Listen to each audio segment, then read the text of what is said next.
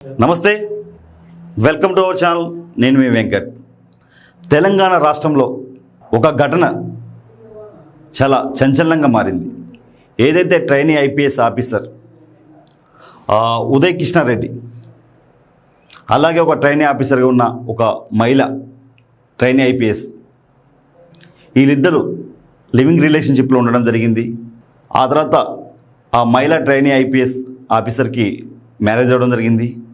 అయినాక కూడా ఆ మహిళ మళ్ళీ ఎవరైతే ఇప్పుడు ఈ trainee IPS officer Uday Krishnareddy దగ్గరికి రావడం జరిగిందని చెప్పి ఇష్టాపూర్వకంగానే ఆమె నా గదిలోకి వచ్చింది. ఏమిచ్చిండు? ఇష్టాపూర్వకంగానే ఆమె నా గదిలోకి వచ్చేది. ఎవరైతే ఆ ట్రైనీ ఆ మహిళా ఐపీఎస్ ఆఫీసర్ ఎవరైతే ఉన్నారో ఆమె ఇష్టంతోనే ఇతని ఎవరైతే ఇప్పుడు Uday Krishnareddy trainee IPS officer ఉన్నాడో అతను రూమ్కి వచ్చిందని చెప్పి అతను క్లియర్గా చెప్పడం జరుగుతుంది. ఏదైతే సంవత్సరం ఒక 1 year నుంచి వీళ్ళిద్దరు రిలేషన్లో ఉండడం జరిగింది.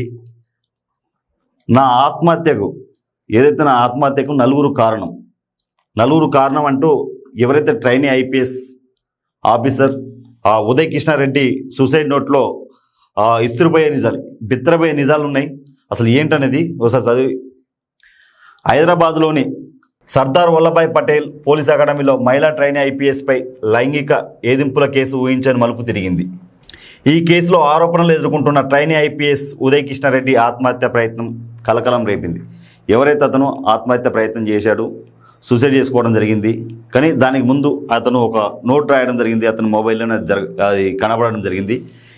ఏంటంటే అందులో ఆయన ఆత్మహత్య ప్రయత్నం చేయడం జరిగింది. ఎమ్మటే ఆయన్ని ఒక ప్రైవేట్ ఆసుపత్రికి తరలించడం జరిగింది. ఎలాంటి ఆయనకి ఎవరైతే ఉదయ్ కృష్ణారెడ్డికి ఎలాంటి ప్రాణాయ పరిస్థితి, ఎలాంటి ఇబ్బంది లేకుండా అతను హ్యాపీగా క్షేమంగా ఉన్నానని చెప్పడం జరుగుతుంది. అతను రాసిన సూసైడ్ నోట్లో చాలా బిత్తరపోయే నిజాలు. అసలు ఆ నిజాలు ఏంటో ఒకసారి చూద్దాం. ఏదైతే తన ఆత్మహత్యకు నలుగురు కారణమంట, అతను ఆత్మహత్య చేసుకోవడానికి కారణం నలుగురు అని చెప్పి అతను ఆ నోట్లో రాయడం జరిగింది. ఆ వ్యక్తులు తోటి బ్యాచ్మేట్తో ఎవరైతే ఆ మహిళా ఐపీఎస్ ట్రైనీ ఐపీఎస్ ఆఫీసర్ ఎవరైతే ఉన్నారో ఆమెతోని ఒక 1 year పాటు రిలేషన్లో కొనసాగుతున్నాడు. అయినా కానీ ఆమె పెళ్లి చేసుకున్నాక కూడా మళ్ళీ ఇతని దగ్గరికి వచ్చింది. ఆమె తన ఇష్టంతో వచ్చిందని చెప్పి అతను చెప్పడం జరుగుతుంది. ఇదే విషయాన్ని ఆ మహిళా ట్రైనీ ఐపీఎస్ ఆఫీసర్ ఎవరైతే ఉన్నారో వాళ్ళ హస్బెండ్ కూడా నేను చెప్పడం జరిగిందని చెప్పి అతను క్లియర్గా లేఖలో రాయడం జరిగింది.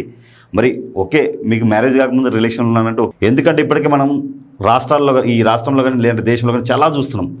భర్తను చంపిన భార్యను చంపిన భర్త, తల్లిని చంపిన కొడుకుని చంపిన తల్లి. ఎలా అంటే అసలు దారుణంగా.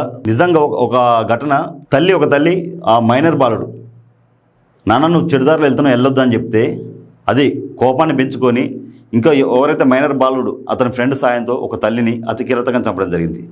ఇలాంటివి జరుగుతున్నాయి. మీరు ఒక ట్రైనీ అంటే ఆల్మోస్ట్ మీరు ట్రైనీ అయిపోతూ ఐపీఎస్ ఆఫీసర్స్, సరే మీరు పెళ్లి కాకముందు రిలేషన్ ఉన్నారంటే అది వేరు.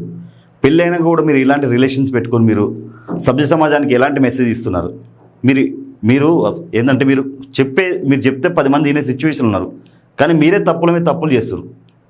పెళ్లి కాకముందు వాట్ అనేది అనవసరం. పెళ్ళి అయినాకన్నా జాగ్రత్త పడాలి కదా.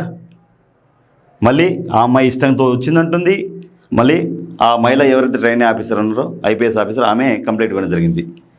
చూడు ఆ లేఖలు ఏంటంటే, అంతకుముందు ఎవరైతే ఉదయ్ కృష్ణారెడ్డి అంతకుముందు తన వాట్సాప్, ఇన్స్టాగ్రామ్ స్టేటస్తో కూడా ఒక సందేశాన్ని పోస్ట్ చేశాడంట. ఇదే విషయాన్ని అతను పోస్ట్ చేసినట్టు కూడా తెలుస్తుంది. తనపై వస్తున్న ఆరోపణలు ఇవన్నీ అవాస్తవం అని చెప్పి, న్యాయ పోరాటం ద్వారా వాస్తవాలు త్వరలోనే బయటపెడతానని చెప్పి, న్యాయం తప్పకుండా గెలుస్తుందని చెప్పి కూడా అతను ఆ లేఖలో రాయడం జరిగింది.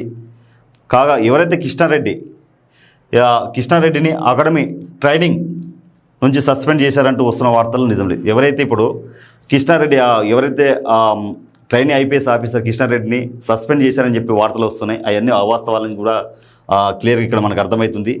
ఎవరైతే తాజా విచారణలో మహిళా అధికారిని ఫిర్యాదు నేపథ్యంలో ఎన్పిఏ అంతర్గత ప్రివిలేజ్ కమిటీ విచారణ జరిపి కేంద్ర సిబ్బంది శిక్షణ వ్యవహారాల కమిటీ ద్వారా శాఖ రిపోర్ట్ అందించింది.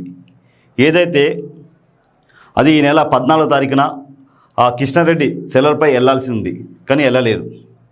వెళ్ళకపోవడంతోనే ఈ వివాదం ముదిరి ఈరోజు అతను సూసైడ్ దాకా వచ్చింది. అసలు నిజంగా మరి ఇప్పుడు క్లియర్గా ఇక్కడ చెప్పినారు, ఇద్దరు అండర్స్టాండింగ్తోనే రిలేషన్లో ఉన్నారు, పెళ్ళి అయిపోయింది. అయిపోయాక మరి ఆమె మళ్ళీ ఇతని గదిలోకి రావడం జరిగిందని చెప్పి క్లియర్ చెప్తున్నాడు. ఆమె రావడం తప్పే, ఇతను రిలేషన్లో మళ్ళీ పెట్టుకోవడం కూడా తప్పే. అంటే మీరు సభ్య సమాజానికి మీరు మెసేజ్ ఇవ్వాలి, మీలాంటి వాళ్ళు ఇలా చేయకూడదు. మరి ఇప్పుడు అసలు మరి అతను కొంచెం ప్రాణాపాయ స్థితి నుంచి బయటపడ్డారంటారు, కానీ మరి ఏంటనేది ఇంకా మనకి తెలియాల్సి ఉంది. మరి బయటకు వచ్చినాక మరి ఎవరైతే మరి కమిటీ సభ్యులు మరి ఇతని మీద ఎలాంటి చర్యలు తీసుకుంటారు? ఎందుకంటే ఒక పై స్థాయి ఆఫీసర్స్, ఒక మంచి పొజిషన్కి వెళ్ళే ఆఫీసర్స్ మరి ఎందుకు ఇలా చేస్తున్నారు? మరి మనం మెసేజ్ ఇవ్వాల్సింది పోయి మనమే తప్పులు చేస్తే మన దగ్గర నుంచి ఏం నేర్చుకుంటారు? ఐపీఎస్ ఐఏఎస్ అంటే చాలా గౌరవం ఉంటుంది ప్రజలకి. అలాంటి వాళ్ళు మీరు తప్పులు చేయకండి, మీరు 10 మందికి ఆదర్శంగా ఉండండి. మరి అతను బయటకు వచ్చి ఏదైనా ప్రెస్ నోట్ లాంటిది కానీ లేదంటే మళ్ళీ ఏదైనా మీడియా ముందు మాట్లాడితే తప్ప మనకు వాస్తవాలు ఏంటనేది ఇంకా తెలిసే అవకాశం కూడా ఉంది. మరి చూద్దాం ఏం జరుగుద్దాం.